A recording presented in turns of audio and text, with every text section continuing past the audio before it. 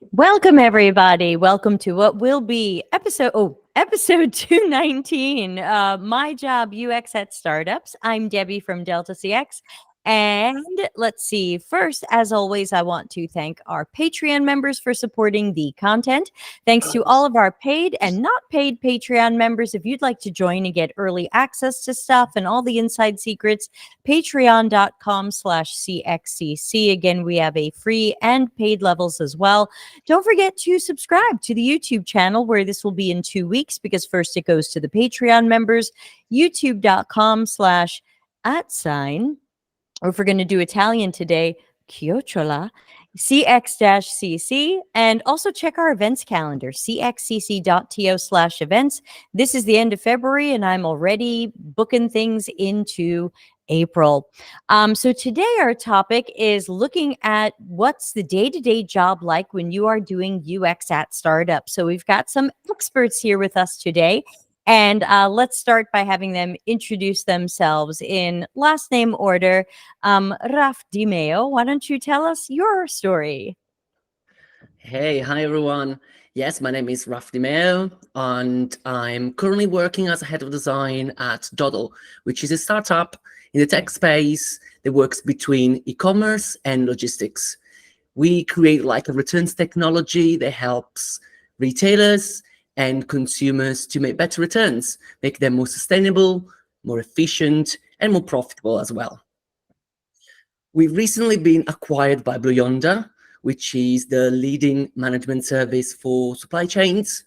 So technically, I don't really work for a startup anymore, but in spirit, I still feel part of a startup.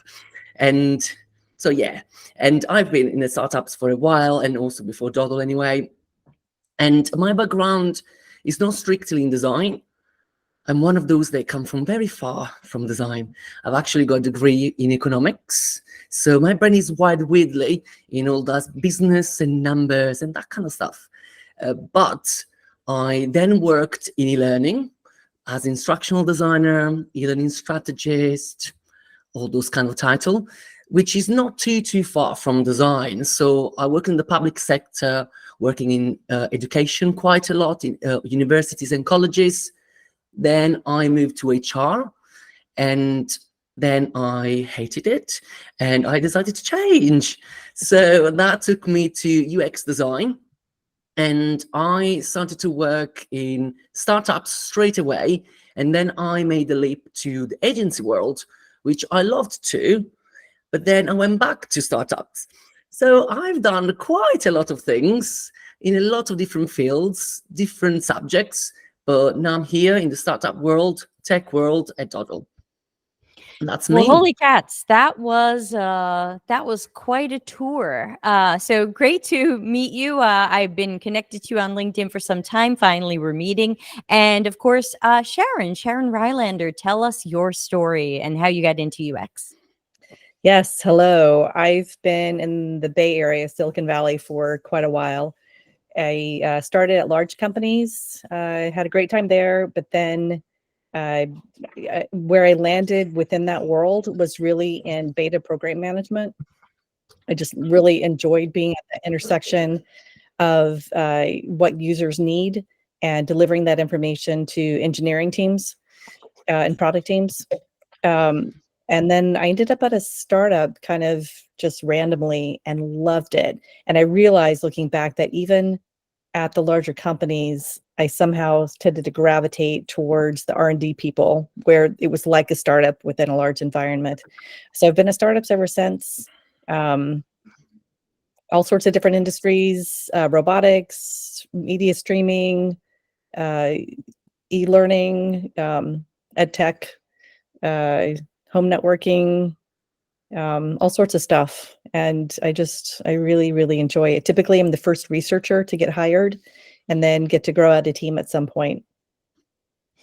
That's great. Yeah. So again, this series is called My Job, and we're getting to know what people do, partially because some of you listening or watching might want to pursue this type of work, and partially because some of you might be a non-UX teammate where you're like, what the heck do these people do? But I'm afraid to ask them.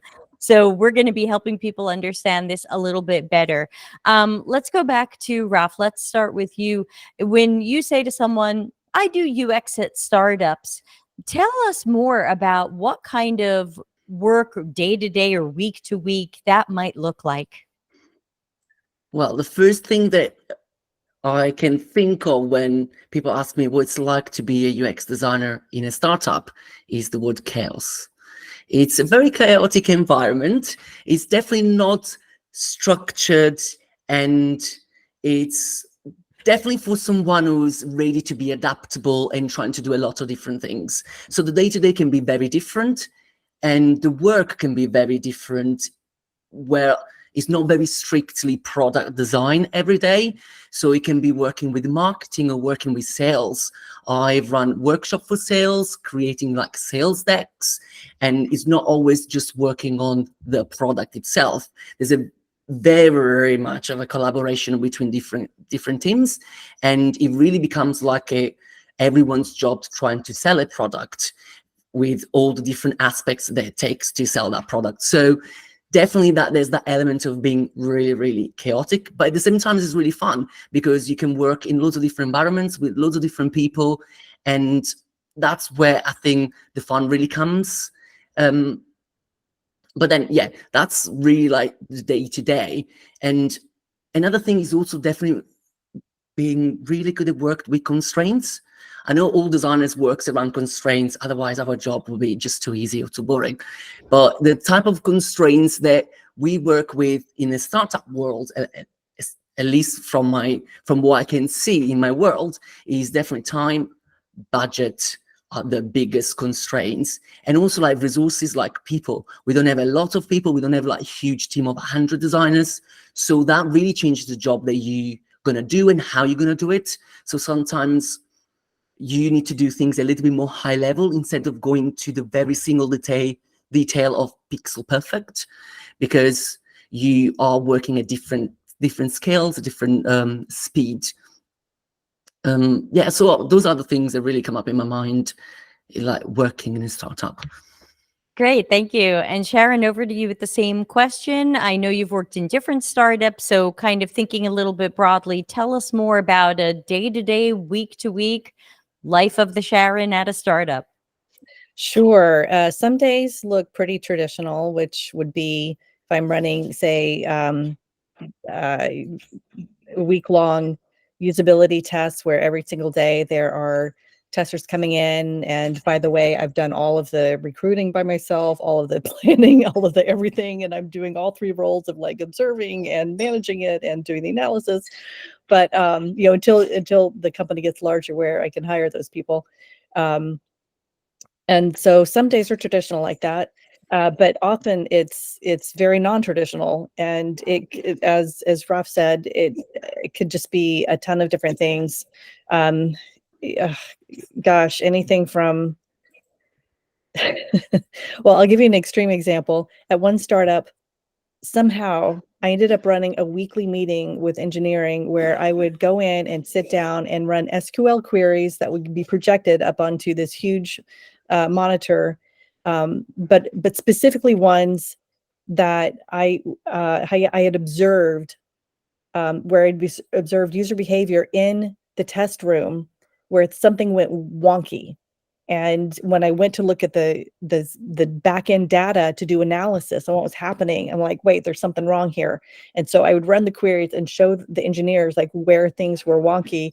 And, they would always start off like, no, that can't happen. And they, oh yeah, they go fix the bug. Right. So, I mean, that's like, when would you ever do that normally? Right. It's a really weird thing. I've done launches, right. And flown to New York to do Apple retail things, to there's just the variety is really wide. Cleaning out closets, lots of hiring, and looking at different services just to get the business up and running. I've worked on small strike teams to look at the entire supply chain management system about, who we were going to hire as a team, because there are intersections to all of these things for the end user. So I've built a support organization from the ground up, which was new to me, so, and sometimes it's literally just about, ordering things online or whatever. It sounds like both of you might have UX titles, but you really end up coming in as almost like change agents, where you're really trying to get your fingers into a lot of different things that the startup is doing that might go beyond what we tend to think of as user experience. Am I close? Yeah, 100%. I think one of the main problem in certain startups is also because you have something that looks like a product, but either no one is buying it or someone has bought it, but they don't know why. So you're really trying to find what usually in the industry is called product market fit. So there's a lot of work that goes behind it. And it's not just a design problem, but it's also like a marketing problem, a sales problem, is like a business problem essentially. So everyone really rallies behind it, trying to understand what should we build. And sometimes people just throw things in the world and see if they stick. Sometimes they actually do research. And I think you saying like change agent, that's a really good term, because I think part of my job going into a startup is really trying to advocate for design, and design done right, not design like, oh, can you please do that screen for me? Oh, can you do this other screen for me? It's more about how do we build a culture that is all around customer centricity, because that's what eventually creates that product market fit, helps the business really drive towards that. So that change agent element is core to everything we do. And that's probably why we fly everywhere and we do every single weird job, because that builds collaboration. People start to listen to you, and then you can actually inject design more and more and build that team and build that culture. Sharon, something to add there? Yeah, no, 100%. I just, building a culture of, customer centricity is key. And I think you said it all, Raff. 100% though. It's a big part of the job. It's just sort of this. We'll make sure Sharon gets the first word on the next question. So I've got a list of questions I made, but we're going to go with Ana Lucia's question in the chat. And she says, I've been involved in the entrepreneurship world, and I've seen a lot of mistakes that are being taught and still persevere in that world. One of the biggest peeves I personally had was seeing that everyone started with an idea and then tried to validate it. And we know that can end up being biased. So my question is, how can UX find its place in this world when we have to battle misconceptions? Sharon, you want to start with that? Sure. Yeah. It's a good point, because a founder who, like I would say, if you're getting hired as a researcher at a startup, it is likely that you have VC funding, or at least a large amount of bootstrap, funding going on, which means that there's probably a lot of emotional connection by the founders to the idea, whatever the idea is. So I think even going into it, you have to have some sort of belief yourself that the fundamental nugget of the idea is something worthwhile to pursue, but then everything else is up for debate. And if the founders are, I mean, in my experience, founders want to know truth, even if it's hard sometimes, because ultimately they want to be successful, and that's what you're there to do, is to help the whole company be successful, right? But if there's resistance, and times there's resistance, then that's just part of the territory, right? I think you as a researcher do have to constantly challenge things, and sometimes. So I'll give you an example. So I was at a company that started where we didn't have a product yet. When I started, it was just a vague idea, and there was a little semblance. I don't even know if you could call it a prototype. It was a physical IoT device, but it was just so crude and rudimentary. There's no way you could even show it to anybody. And by the time we could start showing it to people, we were still months away from launch. And I started to notice this perception issue in the playroom, which nobody had even, like none of it, myself included, we did not expect. It was just something that became apparent to me.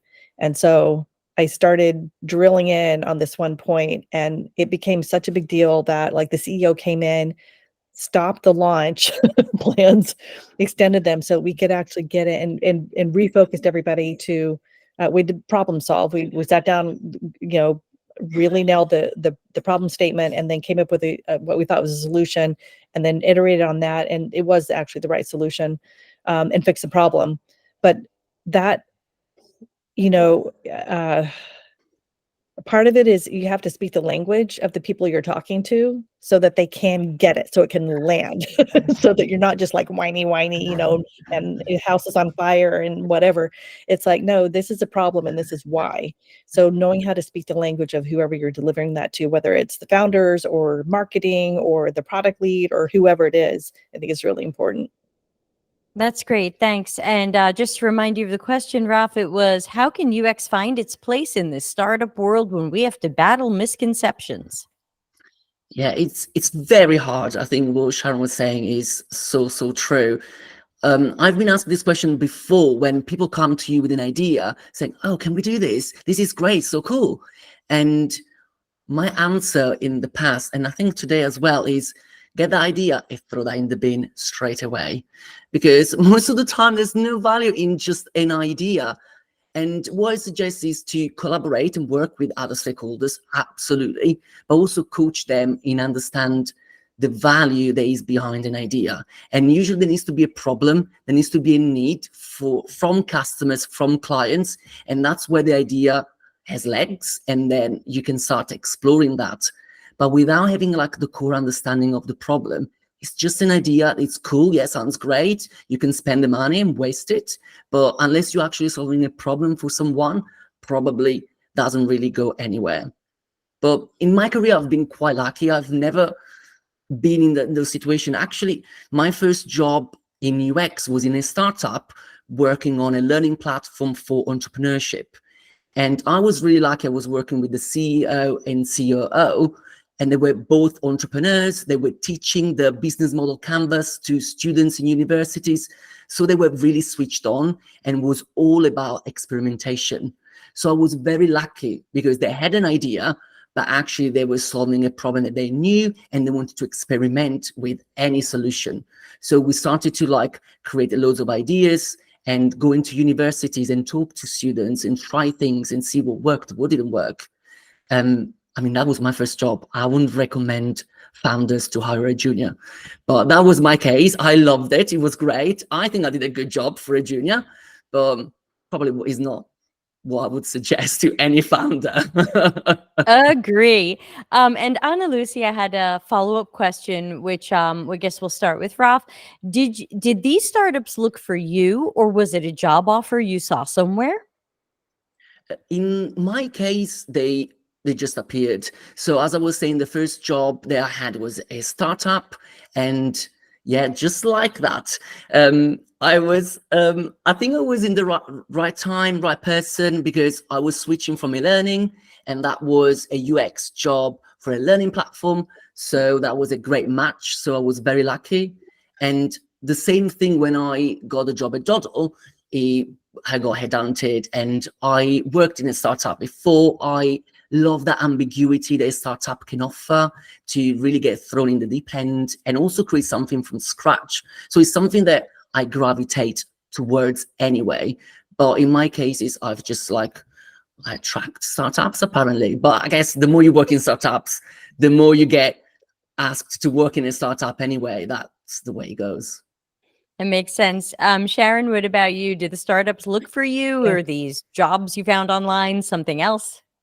The very first one was actually a friend of mine had heard from a recruiter about the position, and she couldn't do it. She was moving or whatever. She's like, I think you'd be good at this. And so that's how it started. And then there was one other one that came about um, from just looking on LinkedIn randomly one day. It was just the weirdest thing. Just must have meant to be sort of thing. Because it'd been like months and I was showing somebody else something. It's like, no, you should go check. This was back when LinkedIn was brand new, basically. I'm like, you should check it out. See what this is like. Like, there's this job. Oh, that looks interesting. And that worked out. Everything else, though, has all been word of mouth. It's always been a phone call where somebody says, hey, there's this company. They really could use your services. It's just, I've been really lucky. That's great. Yeah, definitely to build up that type of reputation. We welcome some questions in the chat room, but I'm going to go with one of my questions, and I'll start with Sharon on this. And that is, very often when you are the first or only UX hire at a company, you are expected to be both tactical, doing the actual research and or design work, but to also be strategic and looking at what's going to be our user experience or customer experience strategy, or how are we going to build this team out. How have you been able to juggle having the time and energy and so on to do both strategic and tactical work, Sharon? Yeah, it takes getting used to, for sure. And it's something that I struggled with early on, with that balance between rolling up your sleeves and also doing the strategy work. So over time, I've gotten really flexible with being able to do that, but it is a mind switch. It really is. And everybody has their own style. For me, I mean, if you're a really disciplined person, you can literally just carve out, I'm just going to take an hour a day and do strategy or whatever, right? And that's kind of the easiest, most straightforward. Oftentimes in startups, and the people that startups attract are more loosey goosey, maybe. And I probably I'm very organized in some ways, but I also fall into that other category. So for me, I don't know. I think what I've developed over time is a constant awareness of priorities and what's absolutely most important to get done today, this week, this month, this quarter, etc. So that's my North Star. Beautiful. Raff, your version, how do you balance the strategic and the tactical? Badly, really. It's hard. As Sharon was saying, it's hard because you're asked really to do a lot of things, and it's a little bit like a player coach sort of like job, where you ask to go in Figma one day and then the next day you're actually managing the team and directing them. And it's definitely not for everyone, and it takes time really to build that confidence and understanding how really to split the time and make time for the right thing. So definitely I didn't just like join the startup. I was like, I know what I'm doing. I sort of learned on the job.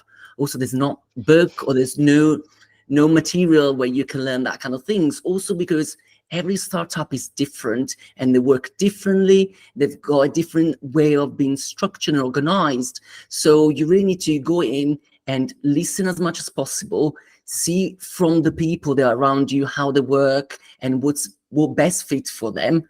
And also with the other designers, if you're lucky to have other designer, just understand how to best split the work. And I think what Sharon was saying in terms of goals, I think that's pivotal. You really need to have some very, very clear goals, be strategic in that way, and just like prioritize really, really well. In that way, you are able to do more, possibly more high level sometimes, not at the right level of detail, but you're able to tackle a little bit more and really like see results that way.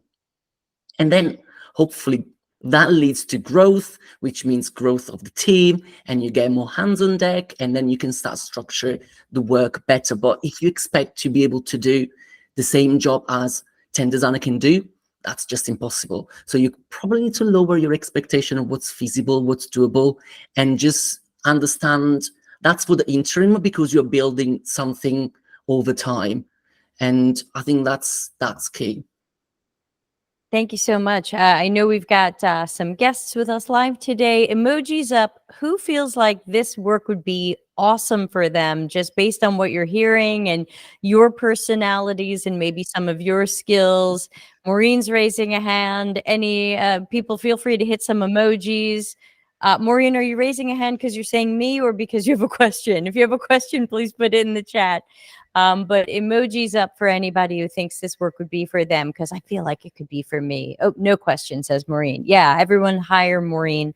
And similarly, I wanted to ask the question, proving that value of UX. You know, there's a lot of talk on LinkedIn right now. We're not doing a good enough job proving our value. And I would think one of the hardest places to prove value is when it's just you and you're trying to say, hey, we need to hire more of these people who have my skill set, people who don't have my skill set.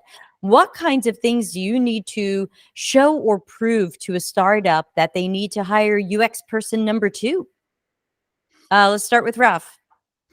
Yeah, I think that's the most exciting thing in a way for me, just like to build the team and grow the design culture within the organization. And I think the way to do it is starting small. You can't just go into a business and say, hey, we need 3 months to do research in order to understand the customer needs on this, because they will just turn around, look at you and be like, you're crazy. In 3 months, we want everything to be shipped and done. We're just thinking already about the next feature. So I think it's really like starting small is key. So the way that we have done at Doddle is being very scrappy. When I first started, there was nothing about user research. There was nothing about customer centricity, none of that. And was a team of was just a contractor working there. So when I started, we very slowly started to do some usability testing, just using Zoom, getting some customers, emailing them ourselves, and just like doing some recording about them using our platform. And then once we started to show those to even the CEO and COO, when someone got stuck on a button or someone couldn't use that feature, then everyone started to be interested, because of course they want the product to work, and otherwise it's not going to make any money. So that really was the little seed that helped us grow, because from that little project, then we started to do bigger project, and that led to do field studies, and then we started to do discovery. And that very, very small steps, which to be honest took like over 2 years to build all of that. It doesn't happen overnight, but every little step was very much incremental and helped us to grow the team. We hired 1 designer. Now we're hiring 4 designers. So we're going to have a team of 7. So in 3 years' time, we've made massive, massive step. I mean, we also got acquired. So hopefully we've done something right. Someone paid for the company, so they must be interested. But that is just very patiently grow from very small steps. Thanks. And Sharon, your answer to how do you prove that value of UX? Yeah. So if I look at a macro level at the phases, it starts off with things like I talked about before, where I might be doing things completely unrelated to my job for a period of time.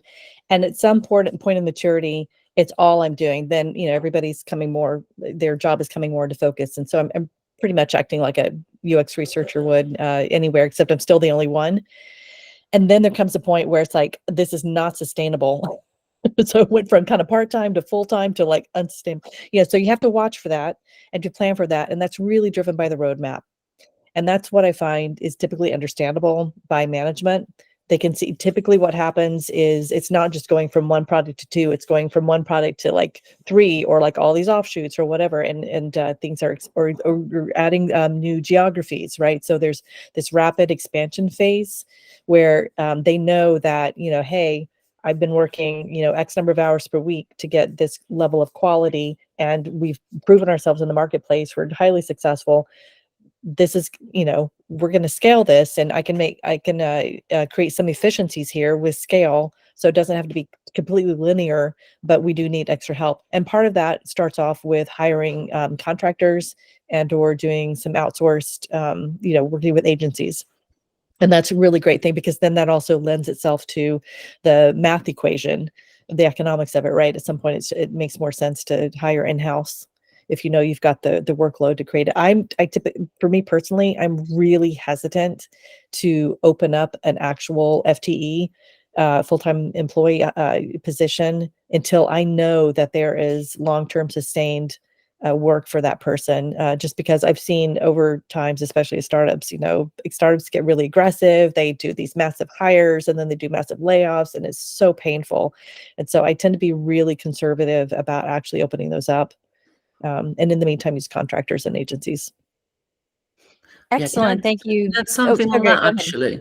It's just like what Sharon said, actually made me think that another important element when you want to prove the value of design and UX design is talk like the business language.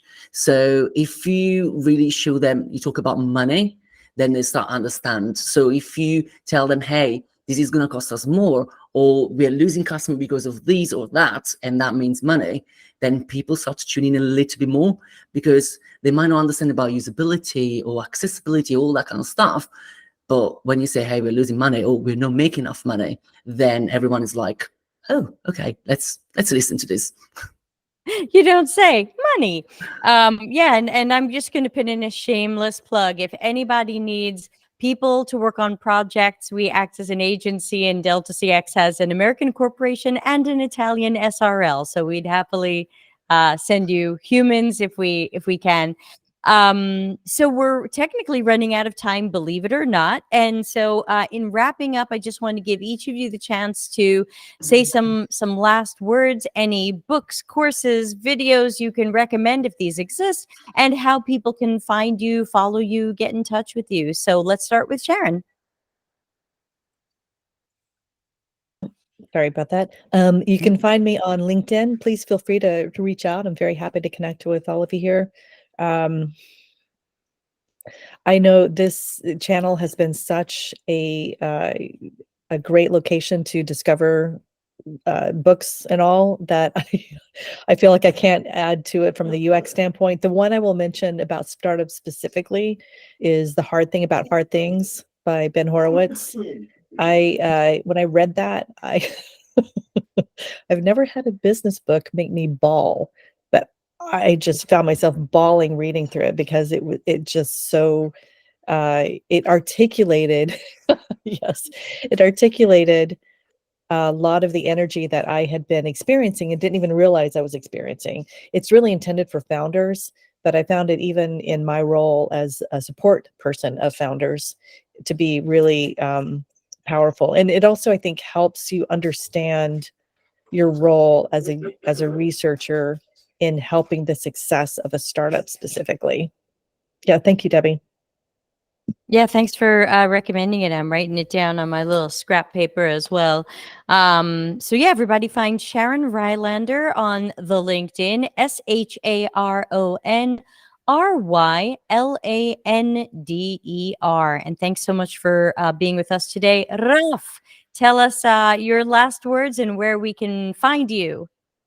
Yeah, well, a book that I recommend, I think what I've learned a lot is like through channels like yours, Debbie, and loads of like YouTube channels, books, and that in the community. Really, I think that's a incredible asset to have, because that's the way I've managed to grow within UX, the network, and the people around me. They helped checking like, am I doing this right? Well, why is the founder asking me this? What should I do? So I think if you find value in the community, keep on doing that, and I think that's incredibly valuable.